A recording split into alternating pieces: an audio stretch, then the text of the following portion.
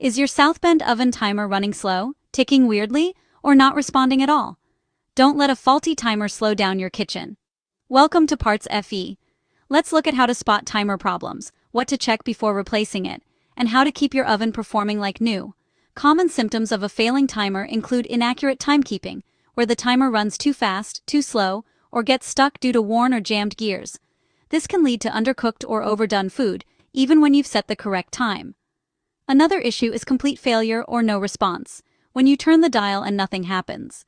The oven might not heat or shut off, signaling total timer failure. You might also hear grinding, buzzing, or clicking noises, which suggests that the motor or gears inside are wearing out. Sometimes, the oven may behave erratically, shutting off randomly, or starting and stopping unpredictably, often caused by loose wiring or bad electrical connections. Before troubleshooting, always disconnect power at the circuit breaker for safety.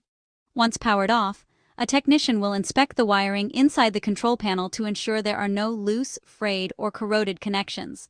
Next, they'll test the timer's continuity with a multimeter. If it fails, the internal contacts are worn out. Finally, they'll check the motor if it's burnt out. The timer won't move and will stay frozen. If the timer is confirmed faulty, replacement is the best solution. The Southbend 11-76416 motorized timer is a genuine OEM part, built for durability and precision.